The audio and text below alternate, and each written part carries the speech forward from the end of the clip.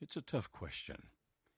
It can be asked by the person who wants out of the marriage but has some hesitancy, or it can be asked by the person who wants the marriage to continue but doesn't know whether or not he or she should continue to fight to see if he or she can save this marriage for the spouse that they love. Hi, I'm Dr. Joe Beam. Welcome to Marriage Radio. Let's talk about this for a few minutes, particularly in concept of when is it time to finally end it? What's the last straw? When is enough enough? When do you quit fighting? When do you quit worrying? When do you decide this marriage is over and we need to go on? You realize, of course, that in the United States of America, where I live, divorce has been rampant for some period of time. Oh, there are various ways that the divorce rate are figured, and much too complicated to get into here. Some have been saying, wow, it's a good thing the divorce rate actually has gone down, but it's hard to say that that's true. You see, many people now just live together rather than getting married, and when they split up, it's not called a divorce. It's not registered as such. Oh, and speaking of registration, there are at least 6 states, including California, for example, that no longer report divorce statistics. And so saying that the divorce rate is down would not be possible. There's still well over 1 million divorces per year in America. Now, I work with a 501c3 nonprofit called Marriage Helper. We do everything we can to try to help people salvage their marriages. Obviously, we can't save their marriages. It has to be their decision, and not just the decision of one, but the decision of both. Now, we offer help if one spouse wants to try to save the marriage and the other doesn't, and we teach the principles about what he or she can do that will create the greatest likelihood that the other will respond positively. But we know that divorce happens, and that's what this particular show is about. When should it happen? Now, if you're thinking that because I'm in the marriage industry and saying that we fight diligently trying to save marriages, which we do, that helping people figure out when the divorce will be inconsistent with our mission, I guess on the surface that sounds right. Except for the fact that we know for a fact that sometimes marriages will end. As a matter of fact, sometimes marriages should end. And even as I say that, I'm afraid because if somebody just took that one phrase and say, Dr. Beam says sometimes marriages should end, if you take that out of context, which of course you could if you wanted to, and use it, it wouldn't be honest. So let's just be honest with each other. When is it time to end the marriage, either for the person who wants out? Maybe this person wants out because he or she is just tired of being controlled by the other. I don't like the way my husband keeps me under his thumb, telling me what to do, what to think, what to feel. Or maybe my wife is such a shrew. You won't believe how difficult it is to live in a home where you're criticized, constantly put down, told all these negative things about you. And so it might be those people are listening saying, yeah, when's it time? How much of that do I have to put up with? When can I go? Then there are others wanting out of a marriage because they actually want something different now. Sometimes they'll say things such as, we married very young, and now I'm beginning to think of all the things I missed out on because of what we did. And I want to go out there and explore that world. I want to see what it's like. I want to live in that lifestyle, and I can't do that if I'm married. Or others are saying, yeah, but listen, Joe, I have found my soulmate, and I have never felt toward anyone what I feel toward this person. Now, unfortunately, I'm married, and I certainly don't want to hurt my husband. I don't want to hurt my wife, but how can I let go of this one rare jewel that I have found in my life, this person who understands me such as no one ever has, and a connection that I thought was impossible. As a matter of fact, I don't even know how to explain it because it's so wonderful. And therefore, I can't tell you about it because you can't even begin to believe something like this exists. I didn't until I was in it. There are a lot of different reasons, you understand, why people want out of a marriage. The general principle comes back to this. People don't leave what they have unless they believe what they're going to is better. I'll actually repeat that. People don't leave what they have unless they believe what they're going to is better. And so if I am being dominated and controlled by my spouse, as in the illustration I gave a couple of minutes ago, I might see being alone as being better. Or if I'm being criticized and put down and constantly disrespected, I may see being alone as being better. Or if I have found the person I believe now to be my soulmate, even though I may have loved my spouse at one time, or even if I think I never have loved him or her, I still see being with that person, this one who's come into my life that I'm now madly in love with, as being better than what I have. So either whether it's escaping something or whether it's going to something that's just alluring, understand that people typically don't leave what they have unless they believe what they're going to is better. Now, that's the one who wants out of the marriage, but what about the other person, the one who is being abandoned, if you'll let me use that phraseology? Like, I love my husband. I don't want him to leave. I want us to make this work out somehow and save this marriage. Or I love my wife. And even now I can see, now that it's finally come to this head, yes, I was controlling. I was dominating. I did not treat her as an equal. I treated her as an inferior. I did tell her what to think, what to feel, what to do. And I'm sorry about that now, but she somehow won't listen to me. She won't believe that I've changed. So whether you're the person wanting out of a marriage or the person wanting to save the marriage, the principle still remains the same. People don't leave what they have unless they believe what they're going to is better. And so if you are the spouse looking at your spouse, I mean, you're the one wanting out. You want to leave, perhaps because you're in love with somebody else now, and you're looking at your spouse saying, why would you want me to stay? I don't understand, because we'd both be much better off. Can't you see how much better off you'd be if this marriage didn't continue to exist as it is? And what you're hoping is that other person, the person that you're leaving in the marriage, will finally see that being without you is being better than with you. And sometimes people even go so far as to say, can't you see I'm bad for you? Can't you see the things I've done have been so bad, so wrong, that you'll never really be able to forgive me anyway? You deserve better than me. Which is all the way of saying, don't you see that being without me is better than being with me? It's still part of that same principle. People don't leave what they have unless they believe what they're going to is better. So, should there ever be a divorce? Should people ever end a marriage? Are there things out there which truly are better, either for the one who wants out of the marriage or the one who wants to save the marriage? Are those things possible? And the answer is yes, but let's think about it for a few minutes. If you're trying to make a decision as to whether to end this marriage or stay in it, if at all possible, can you try to back up and see the big picture, the whole thing? Because quite often when we're in the middle of something that involves our emotions, no matter what those emotions might be, we tend to see what's just in front of us, and we focus on that so much that we miss the big picture. So if at all possible, can you back up? If you possibly can, back up, if you can, to try to see the big picture, not just what you feel, not just what your spouse is saying, not just what about your lover might be telling you if you have one, or that alluring lifestyle out there that you want to go to, or just the peace of mind you believe you would feel if you weren't in this marriage anymore. Can you, just for a minute or two, back up and try to see the big picture where it involves not just the two of you, but involves, well, if you have children, certainly them. If you have mutual friends, then it involves them. If you're part of a religion, like, for example, if you're both members of a particular church and that has been a big part of your life in the past, then try to include them in this big picture as well, because they're part of your life. Your families, your in-laws, your spouse's family, your family, all of those people. And then, and I know this sounds kind of ridiculous, but if you can, think about it this way. What about society itself? Can I see a big enough picture here? Now, I'm not trying to tell you that you're going to stay married just when you think of the big picture of society. I don't think people typically do that. But believe it or not, they really are part of the picture. I don't know what the stats are now. The last time I looked was a few years ago, and it said then that a divorce cost the community, more than $30,000. You say, how did it cost the community? Oh, there are all kinds of things, tax revenues that are decreased, more welfare for people, all kinds of things, because understand that after divorce in America, half of the women who have children in America after divorce, they and their children live under the poverty level. And yes, it does affect society in that sense. Oh, and in a bigger picture, because the less we tend as a society to think of intact family relationships, that people may have dad over there and mom way over there, and here are the kids here, and here are the stepkids over there. And I'm not trying to put you down. Please understand. I'm just trying to paint a big picture here of, if that occurs, then indeed society is part of what must be, well, at least should be, looked at, because all these things matter. In other words, it's not all about me. Whether I'm the spouse that wants out or the spouse that wants to save the marriage, it's not all about me.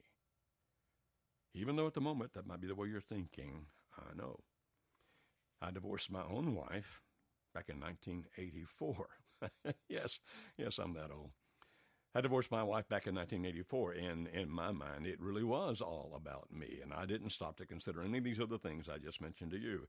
Now, my wife and I actually did remarry in 1987. We were divorced 3 years.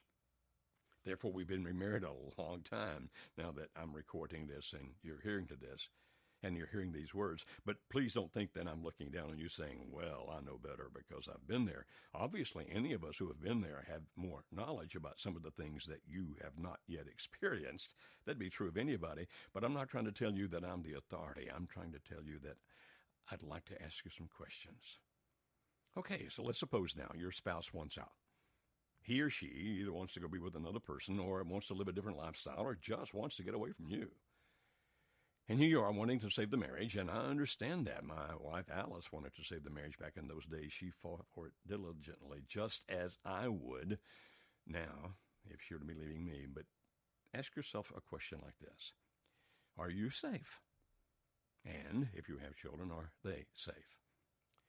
You see, sometimes we try to save a marriage because we love people, yet those people are extremely dangerous people. It's a known fact, for example, that many women who are in abusive relationships, I mean where they're not being just emotionally or mentally abused, but also physically abused, when they are profiled with these screens that measure the level of marriage satisfaction, many times women in an abusive relationship actually rate fairly high in marital satisfaction. You say they like being abused? No, they're actually looking past that. They're thinking he's really a good man inside, and if we can just get past this, everything will be okay.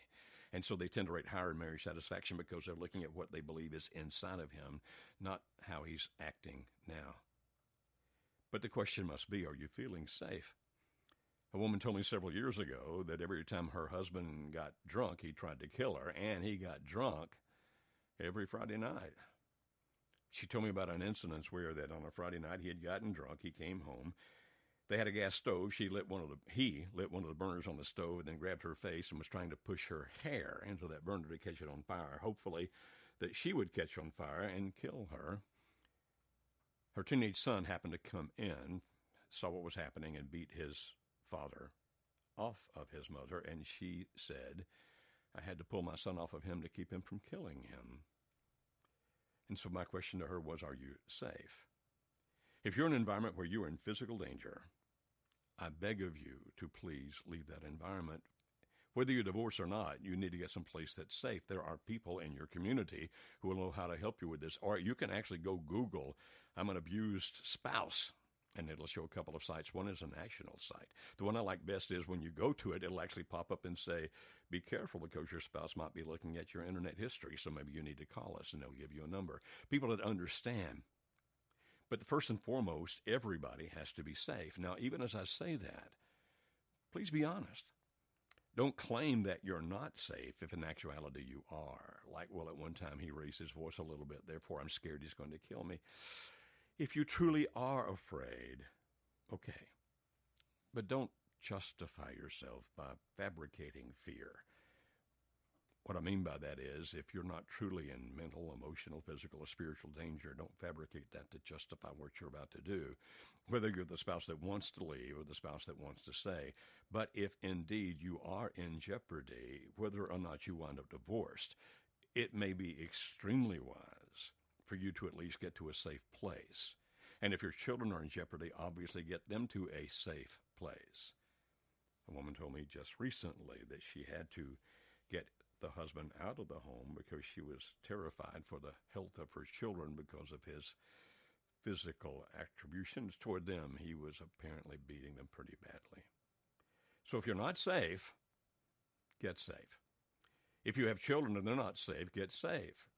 That may wind up leading to an end of a marriage because in some states you can't do things such as legal separation. Sometimes you actually have to go ahead and file for the divorce. I am against divorce. I hate divorce, but sometimes divorce is what you need to do.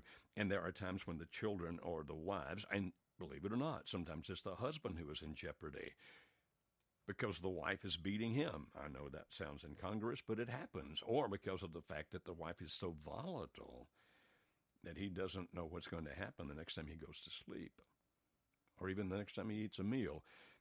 And if indeed you or your children are not safe, I would say, in my opinion, it's always your decision. You make your own decision. Get to a place where you're safe. Stay in the safe place as long as you need to be safe. And obviously, physical takes the lead here. You want to be physically safe, but also intellectually safe, emotionally safe, spiritually safe. Now, that doesn't necessarily mean that things can't work out later. I have seen people go through anger management courses. I've actually seen people learn how to deal with their anger, learn how to deal with their frustrations, and actually become safe to be around, even though I would suggest that if your spouse does that you go through some trial periods where you can get help in a hurry. In other words, allow him or her to actually prove that it can be safe. But it can be. It truly can be safe. So what was my first point? Even as you look at the big picture, there's something up close you have to look at first, and that is safety, physical, intellectual, emotional, spiritual, but particularly physical safety for you and your spouse. And if that's not there, even if you might be able to save the marriage, it may not be the wisest thing to try to do it in that environment. Get the help you need to get to the place where you can be safe.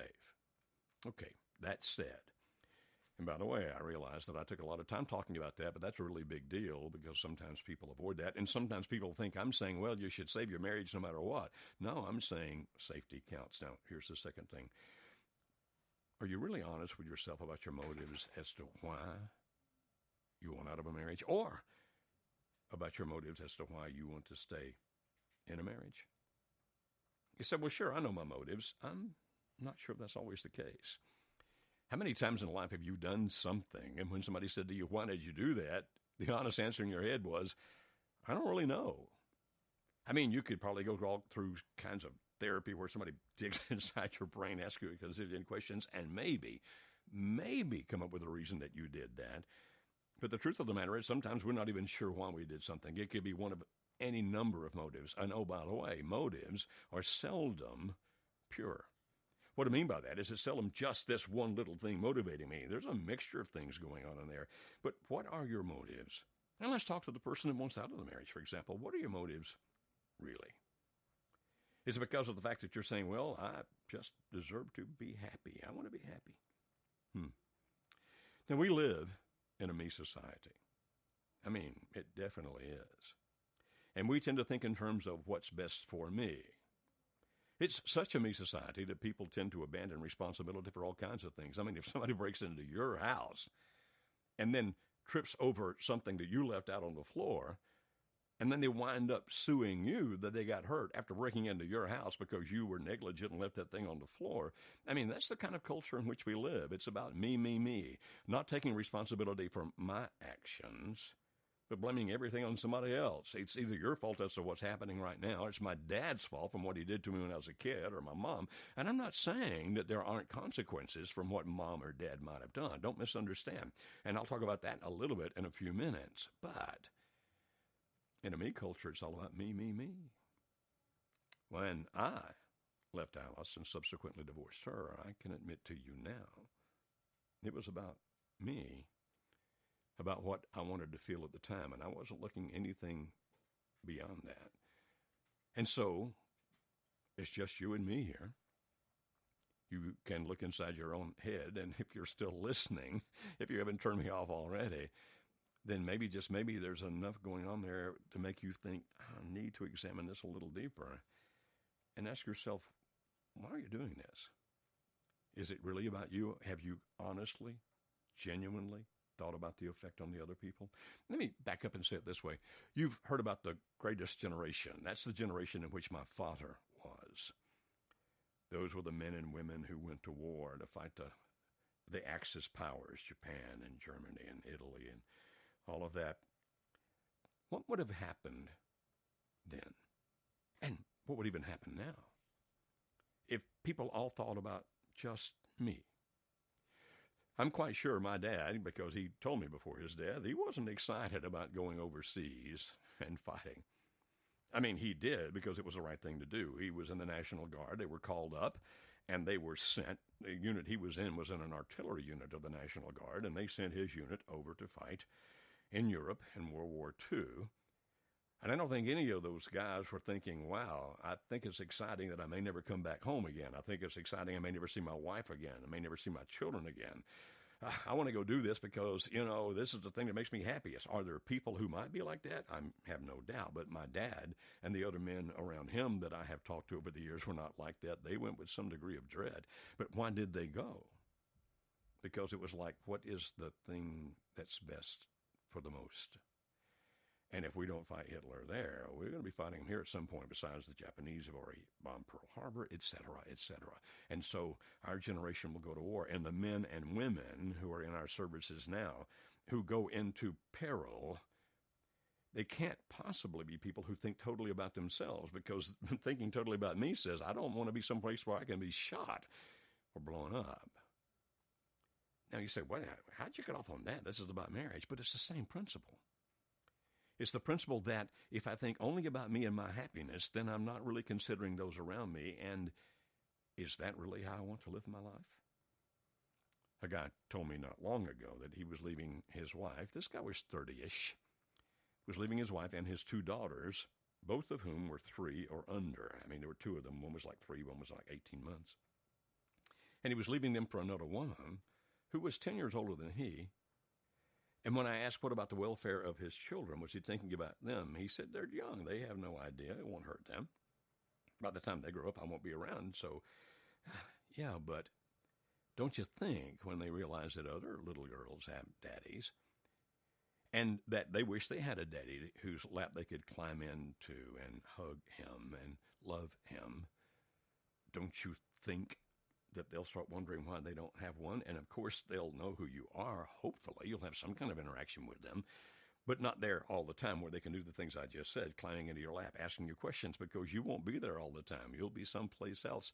Do you think just maybe they'll wonder if something's wrong with them? Do you think they might feel like that you left because you didn't care about them? I mean, is there not at least some consideration that should be had for those daughters? He replied, but the sex with this new woman is amazing. To which I replied, so you're saying for a period of, quote, amazing, end quote, sex, you're going to leave your daughters to a lifetime of making decisions based on the fact that they were abandoned by their dad when they were young. So at least you're honest. You're admitting your motives are all about the fact that you want sex with this woman. I at least admire the honesty. There's so many other people who have justified themselves in so many different ways, saying, I'm leaving because of this reason and leaving because of that reason, and et cetera, et cetera. And some even saying, because, you see, if I get this one thing, either I get this job that's going to take me away from my family, or I start living that lifestyle that a person can't do and be married, or I'll be with that person over there, that they think that's going to make them happy. Actually, in the social sciences, that's called a focus illusion. Focus, F-O-C-U-S, focus illusion. What does it mean? When you focus on any one thing or any one person, that if you just had that, you'd be happy, it's an illusion. I mean, there's all kinds of studies on this. Plus, if you've lived long enough, you've seen it. There is no one person. There is no one thing that can make me happy. Oh, and by the way, if you're the spouse who's being abandoned, and you're thinking, I could be happy if only my wife came back. I would be happy if only my husband came back. That can be a focus illusion as well. Are you wanting them back just because you want to be happy? Now, I'm not against people being happy. I'm truly not against people being happy. But think about the best thing. Now, this is going to be kind of a harsh illustration. Forgive me, but I'll use it. So what if Dad was molesting the little girls? And that one of the reasons you ended the marriage was to protect your children, but you're thinking to yourself, wow, but I loved him so much, and if he came back, I'd be happy. And so therefore, let's risk this. Let's bring him back. Are you really looking at the big picture? Are you really thinking about what's best for your daughters? I actually know a situation several years ago where the man was sexually abusing his daughter. And the wife was so afraid that she'd be alone if she turned him in, that he would go to jail, prison, and that she would be alone, might never have another man, that she decided to try to curb his behavior by giving stars on the calendar each day that he didn't molest his daughter. Oh, and by the way, when finally it came to light, because the girl told one of her teachers, not only did they take the daughter away from Dad, They took her away from mom. Now, I realize that's an extreme case, and you're thinking nobody would ever do anything like that. Well, I'm telling you somebody did. But you're saying I wouldn't. I understand that. But I'm asking those of you who are standing for your marriage.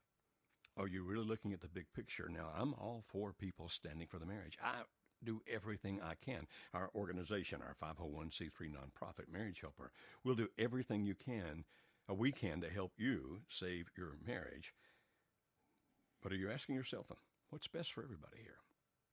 Am I pining after a spouse who is going to continue to do one bad thing after another, causing damage to other people? Damage, well, if you're a church person, damage to our church, damage to our family, damage to our children, damage to our friends.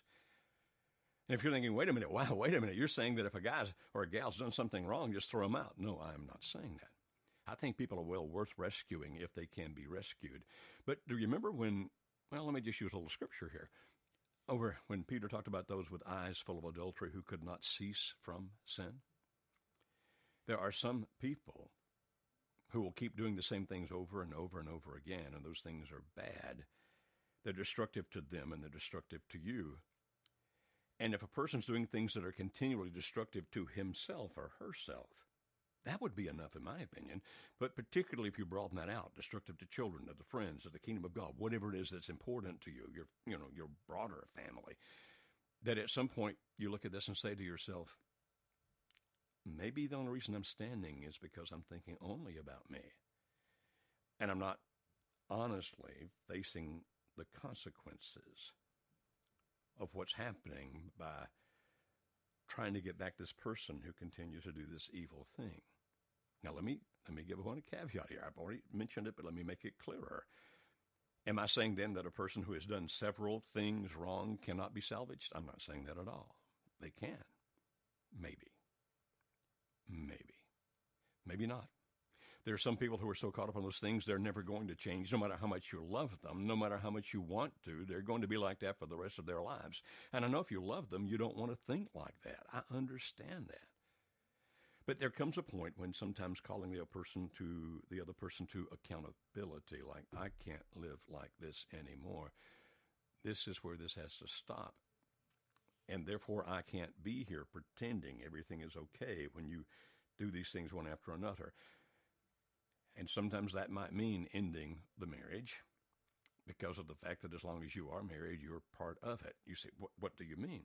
Like, for example, if they're building up more and more gambling debts, and you being married to them, you somehow inherit part of those debts. You understand that sometimes you have to make a decision that in the bigger picture of things, it's more than about what I want right now. It's what's best for everybody. Now, I realize that this can be a hard decision to make, and that sometimes it's not, well, as a matter of fact, maybe even most of the time, it's not one you need to make by yourself. Because if you're really mad at the other person, and he or she has done something a few times, you may be of the opinion, that's it. He or she is scum. Nothing will ever change. I need to get out of this and save myself. And you might be right, but you might just be angry. And maybe there's somebody else out there that has a better way of looking at this. Maybe a pastor that knows the both of you, a counselor that has seen you, a good friend that can see the goodness in the other person and saying, but I think he or she may be rescuable. In that case, wonderful. If you trust the counsel of those wise people. And by the way, I wouldn't just listen to my spouse's mom. It'd be more than that. It'd be somebody who is not quite prejudiced, you understand. Then maybe you give it a while longer. But if wise, good, godly people say, it's been a long time and he or she just doesn't stop, and we think for your own safety, mentally, spiritually, emotionally, physically, you need to be out of this, then I would suggest that you consider their counsel. Now, let me give you a caveat to that. Don't listen to people who don't seem to have any problems in their lives. I strongly suggest that you ignore their advice. You see, when people have lived lives and you've never seen any flaws in them at all, either they are absolutely perfect, which, by the way, is impossible, or they have learned how to hide reality, which is much more likely. I'd much rather listen to someone that I know is real and genuine than someone that I think lives in some glass house somewhere pretending everything is wonderful and therefore you should punish severely anybody who does anything wrong. I don't like listening to those people. Now, since I mentioned the scripture already, allow me, and I realize you may not share my religion, but in my religion, in the holy book I follow, there was a statement that it's the people with the speck of dust in their eye that look for the people with the logs in their eye that look for the speck of dust in somebody else's. I'm careful about taking advice from people that I don't think are genuine and real, or people who are just too easy to say, kick them to the curb, kick them to the curb. Oh, yeah. Well, until you understand me and my situation, don't give me advice like that. And until I know you have lived real life and you have some understanding, I'm not going to take your advice anyway. But focus illusion is, if just this one thing happens, I'll be happy. And here's another part of the focus illusion that can come if you're the standing spouse, is when you think, and if he or she comes back, everything's going to be wonderful from day one. That is not the case. There's going to be some things you have to work through. We have an online course about reconciliation. You can find it on our website at marriagehelper.com. That's marriagehelper.com. We finally put together that online course because of seeing so many people that were going to reconcile, and they just got back together and messed up everything. And then finally gave up altogether, saying it can't work. Look, it can, but there's a methodology to doing it. So don't have the focus illusion of he just walks back in the door, she just comes back and says she loves me again. Everything's going to be fine from that point. No, that's the starting point. And it can be made really good after that, but it's going to take some work and dealing with some reality. So what have I said so far? Well, I'm still talking about that same principle, that people don't leave what they have unless they believe what they're going to is better. And we're saying, in the situation that you are, is what you're longing for truly better? I mean, looking at the big picture, not just looking at how you feel at the moment. Is it truly better? Now, if you're the spouse who wants out, I've talked to that. If you're the spouse who's trying to save the marriage, I've spoken to that. And understand, I'm the guy who really would like to help you put it back together. Figure out how to get past this, how to stop the things that either of you have been doing that's been destructive to the marriage or to yourself, and to move on from here and learn how to do the reconciliation and have a great marriage. That's my whole purpose. That's what I'm here for. So don't think I'm trying to encourage you to divorce. I'm not. But I am trying to encourage you to face reality and look at what your motives really are. Now, there's another little side part of this. What if then my spouse is doing something that's so destructive to himself or herself? Is there ever a time that I go ahead and I divorce them because that's a way of trying to rescue them? Yes, you can. But understand that rescuing them may not rescue the marriage. For example, if you've got a husband that comes home drunk every Friday night, and you try to get him to go to AA and he won't, he gets a couple of DUIs, then you catch him driving the children and he's drunk and you're saying, that's it, we can't live like this anymore, I can't handle this anymore, you're building up all kinds of debts, you're putting us in liability, you've even threatened the lives of my kids by putting them in the car and driving, and I'm afraid you're going to do it again because you don't stop, therefore I can't be part of this, and I'm going to do whatever legally I need to do, either to separate from you or if I have to divorce you. Could that be part of what brings them to their senses and finally gets them into AA or wherever the help they can find to help them get past? Yes, that actually might help them do that. But don't do that thinking, so, okay, when that happens then, by the very fact that I divorced him is going to bring him back to me, because that part may not happen. Don't ever threaten divorce or actually do divorce thinking is somehow going to manipulate the other person to come back to you. If you're going to talk about separation or divorce, don't do it with the motives of thinking it's going to straighten the other person out and bring them back to you. That is not the case. If you do those things, you should think in terms of that's it. Now, you might be thinking, but Joe, you said earlier, it may not be it. They may come back later. We may be able to fix things down the road. Yes, that's true. Alice and I did. That possibility exists, and I hope it happens for you. But don't do that, counting on that as being the conclusion. So look at your own motives. Why am I doing what I'm doing? Am I staying in the situation because it's really all about me? Or am I truly considering the welfare of my spouse, either the spouse that's trying to abandon me or the spouse that I'm trying to abandon? Am I truly thinking about the welfare of my children? You know, that story I told you earlier where the guy was sleeping with a woman 10 years older than he, and he was saying that the sex was phenomenal. Well, as a sexologist, I could have told him that's not going to last forever. I'll guarantee you that. And then when I talked about his little girls and their welfare, he said, oh, but her daughter is already grown and in college. And she said she divorced when her daughter was young, and it had no negative effect on her at all. Really? First of all, I would not say that was an unprejudiced source. She wants you to abandon your spouse and come be with her. So that wouldn't be an unprejudiced source of information. Secondly, meaning, in other words, she could be lying. Secondly, even if that were the case, which I seriously doubt, are you here to tell me that it'll have no negative effect on your daughters ever? When I realize that people sometimes say, but my counselor said we should not be married for the sake of the children. If that were me in that situation, if my counselor told me that, I'd find a counselor that knew what he or she was talking about. The research is rampant. Can a child get past that pain and have a decent life? Yes. But does that mean that the child was not affected by it? No. For the rest of his or her life, they'll be affected by it. Every so often, I'll do a thing like on Facebook to adults. How many of you whose parents went through some kind of divorce, how many of you are still affected by it in some negative way? And you should see the plethora of of responses that come about how I was affected by my parents' divorce. So don't think it's not going to have any negative effect on the kids. In other words, when somebody gives you some information like, well, don't stay married for the sake of the kids, they'll be fine. Hogwash. They can get past it, yes. They can have good lives, yes. But that emotion, that pain, is always going to be real. And are you accepting your responsibility in that, or are you thinking just about you? When I divorced Alice, I had two daughters. One was 6 years old.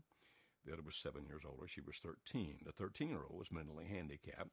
She reacts in different ways. The 6-year-old, I had been, and I'm ashamed to say this, I had been before that a minister.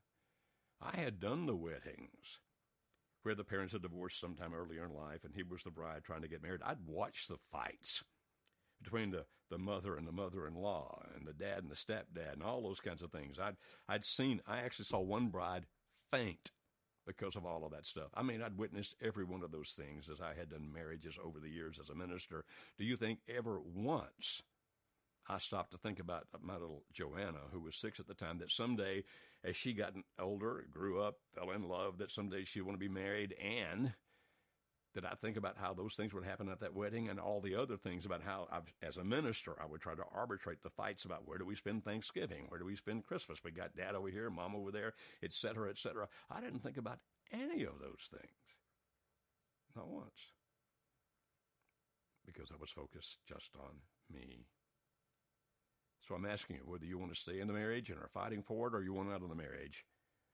What's best for your children? What's best for your in-laws, your family, the people that are related directly to you, the friends that matter? And if you've been part of a church or religion, what's going to happen to them? And look at it yourself. And at least if you're going to be to the point where you're saying, I don't care about any of those people. All I care about is being happy. And being happy means I want this one thing, and by God, I'm going to get it. Well, I would appreciate your honesty about it. And I hope that you would appreciate your own honesty about it as well. But then again, as you do that, think back. Is there anything from your past that may be affecting this? Affecting in a way that keeps you from being truly honest with yourself? In other words, are you repeating a hurt that was done to you?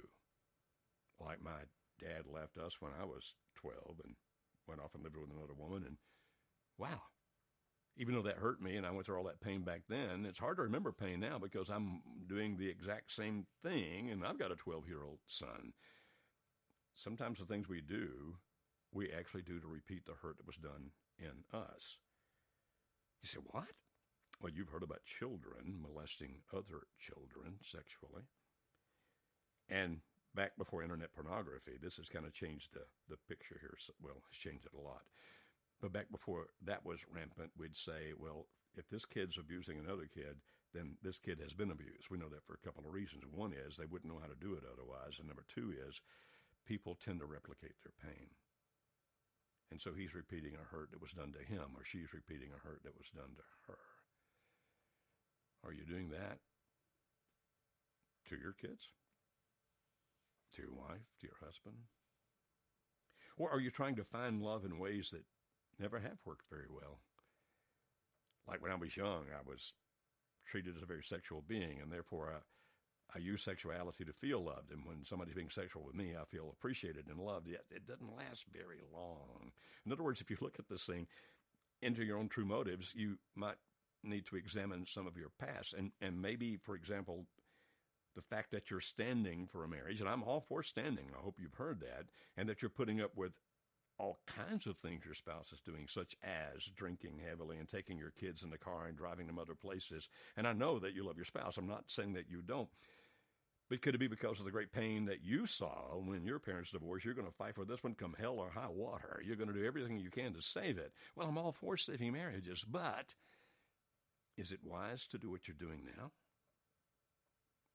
So it's not just looking at the big picture. It's looking now at me and becoming honest with me about my own motives and whether or not I'm truly thinking about what's best for everybody, including me, but everybody.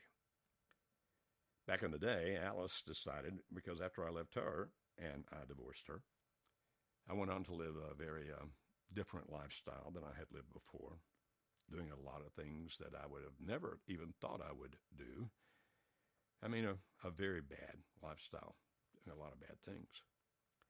Alice still loved me, but she didn't necessarily want me anymore, and she went on her life and started dating other people. You say she abandoned you? No, I abandoned her.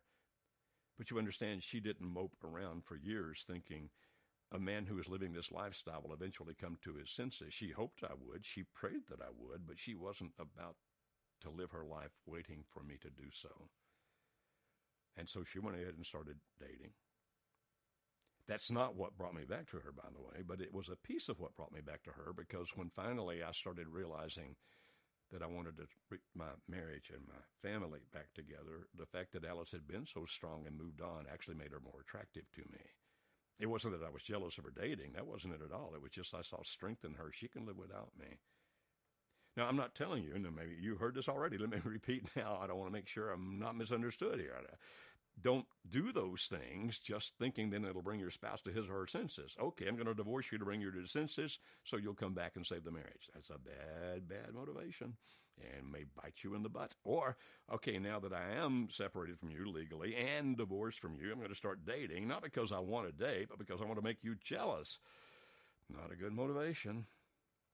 So ask yourself, why am I doing what I'm doing? Is it really all about me, or is it what I'm doing because I think it's truly, honestly, genuinely best? And then ask yourself, why am I doing this now? You say that there's a reason for asking that? Sure. Examine your motives. Why am I doing this now? Why am I leaving my wife with this other woman now? Or why am I still standing for my marriage when my wife is doing this? Why am I still in it now, today? If you believe that your spouse, for example, if you're standing and you believe your spouse is a good person doing a bad thing and think it's just a matter of time until he or she comes to his or her senses, I can see why now you're still standing. But will you be honest with yourself enough to know that when your spouse's behavior becomes ultimately destructive to himself or herself, to your children, to you, to others, that sometimes you have to draw that line. You have to pull that plug. You have to make it safe. And sometimes making it safe even financially. Many times I'll hear, particularly from a woman, that he yells at me and screams at me and says, I just want money. That's all I care about. Should I get an attorney? My response is, my suggestion is that you do. Should my attorney be tough and get me everything I need financially? Absolutely. You may have heard me say earlier that half of the women with children in America after the divorce live under the poverty level. So yes, get your attorney and get him or her to be tough as he or she needs to be, please, to get you and your children the financials that you need to be secure.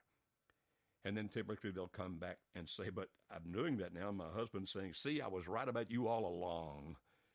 You don't care about me, you just care about you, and now you're trying to take all my money. What should I do? My response is, it's always your decision as to what to do. I won't tell you, but my suggestion is, let your attorney be the gladiator.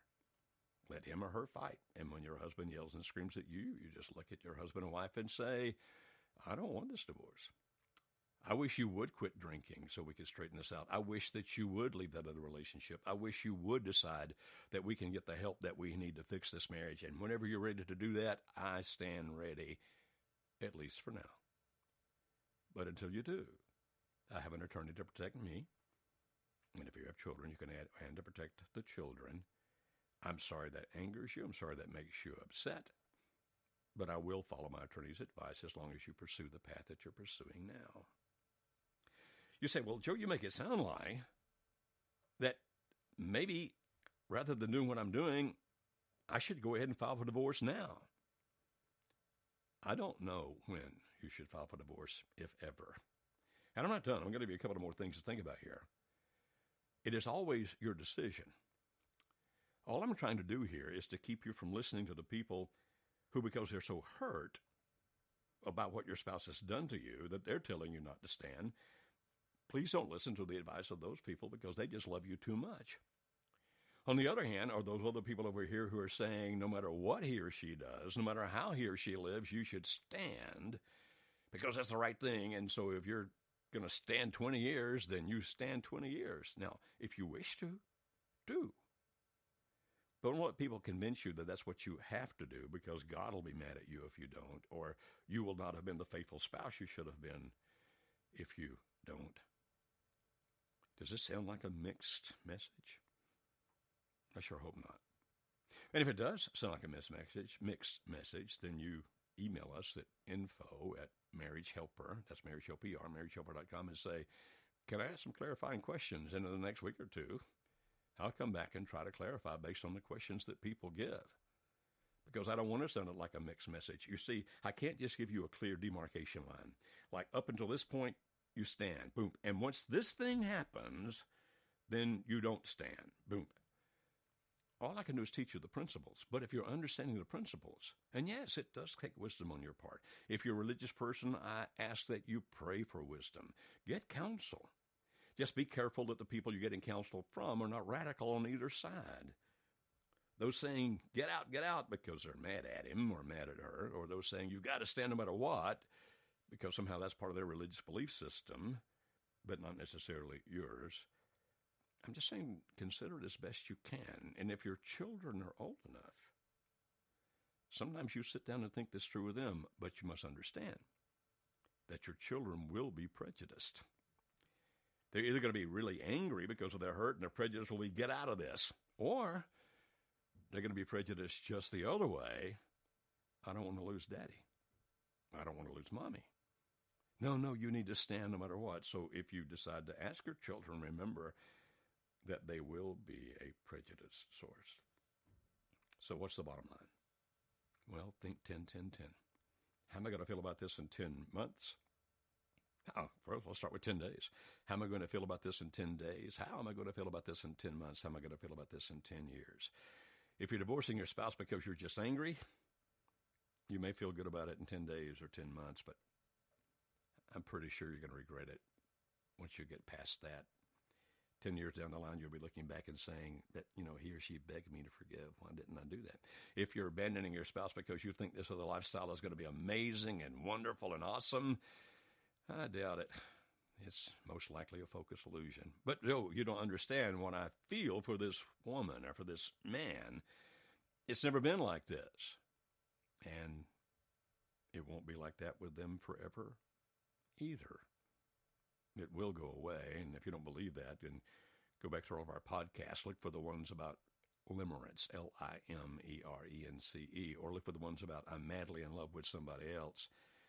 Listen not just to the social science research, which is ample, but to the people who will call in and ask me questions, or to the comments or to the stories we'll share with you, and you'll see that it's not going to be like this forever. So think 10, 10, 10. Yes, you may still feel good about it in 10 days. You might even still have it all justified and worked out in 10 months. But what about 10 years? Will you be looking back going, man, what I had in my head is not what happened. And then ask yourself this. What do your beliefs and values tell you to do? Now, please hear me carefully. Not necessarily the beliefs and values you have at the moment. You say, what? If you've been doing things you shouldn't have been doing based on your prior belief and value system, just to find peace, you may have modified your belief and value system to make what you're doing okay. But surely you realize that if you've modified your belief and value system to make what you're doing okay, you have modified you. Your belief and value system is part of your identity, and as you change your belief and value system, you become a different person. In actuality, although it's an oversimplification to some degree, that's what finally led me to asking Alice if I could come back. I realized I wanted to be me again, the guy I used to be. And the only way I could do that was to go back to my original belief and value system, which meant that I had to try to restore that marriage. Alice could have refused, of course, but I had to try, genuinely, honestly try, not just a token effort, actually go after it to try to put that marriage back together again, because my belief and value system was that I should have never left it. I left Alice for another woman. That was wrong. I needed to go back and make it right. So what do your beliefs and values tell you should do? And so if you're abandoning your spouse, look at not what you feel necessarily today, because you may have been doing a lot of changing inside your head to make this all right, but look at what you have believed all your life. And you may be saying, oh, I don't believe that anymore. Yeah, I know. But was it really right? Have you rejected it now just because you needed to make what you're doing now okay? I'm not trying to tell you what your belief and value system should be. I'd be happy to teach you what I think is the right one, but you see, that's your decision, not mine. And for those who are standing, what do your beliefs and values tell you should do? There are people who tell me, well, based on my belief and values, typically this comes off of their religion. Because my spouse did not commit adultery, then I've got to be single the rest of my life. And he divorced me and he left, but he just wanted to go drinking and he didn't get involved with anybody else that I know of, so I'm just going to live alone for the rest of my life. If that's your belief and value system and that's what you choose to follow, then follow your beliefs and values. You say, well, wait a minute, Joe, is that your belief and value system? No. No, I am a Christian. I do study my Bible. I don't believe that's what the Bible teaches, but I'm not going to try to change your belief and value system to mine. I'll be glad to study with people to show you why I believe what I believe. That's not the question here. I'm just saying that when you live in contradiction to your beliefs and values, it'll eventually eat you alive. It'll make you be somebody else. So ultimately, look at what your beliefs and values tell you to do. Don't grab the one that somebody's throwing at you that gives you permission to do what you want to do. Look at what you genuinely, honestly believe to be right. Now, before too long, I'm actually going to offer a Bible study about that. Even then, all through it, I'll be saying, this is what I understand the Scripture to say, but it is ultimately your decision. I am not God's messenger. I'm just a student of the Word. Therefore, it has to become your desire. I mean, not your desire, but your choice, I should say, to do what you understand to be right. But here, to anybody out there who has listened this far, who is seriously contemplating leaving a marriage, trust me, I've been there. If you do this in contradiction to the belief and value system that you held most of your life, even if you've changed it temporarily to make this okay, it's going to hurt. Somewhere, somehow, it's going to come back to get you. And for those who are standing for your marriage, if you're standing because of your beliefs and values, good for you. Stay there.